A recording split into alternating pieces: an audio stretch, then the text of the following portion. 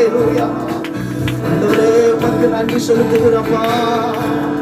ஆண்டவரே உமக்கு நன்றி செலுத்துகிறோம். ஆண்டவரே ஹல்லேலூயா. முழங்கால் படியிட முடிஞ்சவங்க முழங்கால் படியிடலாமா?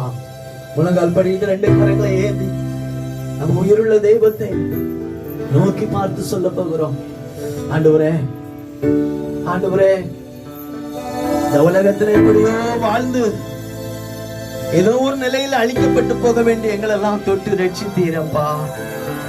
எப்படி எல்லாமோ வாழ்ந்து அறியாமையின் இருள அழிந்து போக வேண்டிய எங்களை நம்முடைய வல்லமையின் கரத்தினால தொட்டு எங்களை ரட்சித்தீங்களே அப்பா.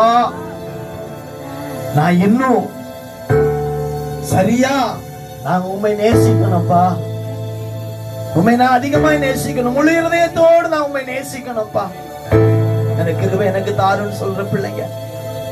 ஹல்லேலூயா, ஹல்லேலூயா. இந்த உலகத்துல நேசிக்கத்தக்கதான அநேக உறவுகள் இருந்தாலும், அநேக சொந்தங்கள் இருந்தாலும், அநேக ஆசீர்வாதத்தினுடைய பாதைகள் இருந்தாலும், நமக்குள்ள ஒன்னே ஒண்ணு நல்லா அறிந்து கொள்ளணும். நான் உண்மைதான் முழுமையா நான் நேசிப்பேன் ஆண்டவரே. அந்த நேசிக்கிற கிருபை எனக்கு தாங்கப்பா. என் பிள்ளைகளுக்கு தாங்க ஆண்டவரே, என் புருஷனுக்கு தாங்க ஆண்டவரே, என் மனைவிக்கு தாங்க ஆண்டவரே, என் சபைக்கு தாங்க ஆண்டவரே. அந்த அன்பு எனக்குள்ள வரணும்.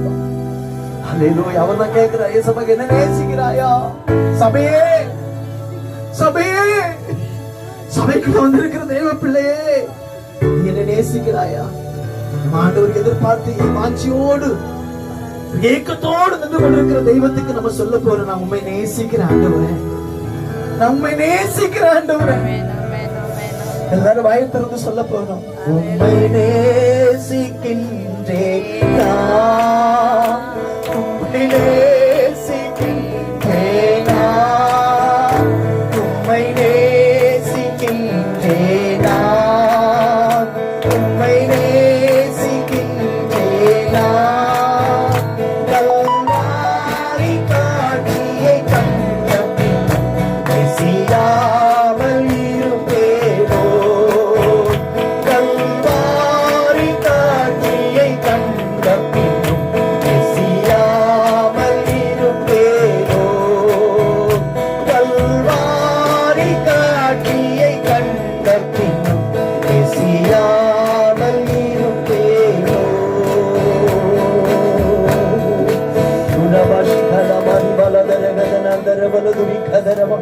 எல்லாரும் மௌனமா இருந்து எல்லாரும் அப்படியே அடைச்சு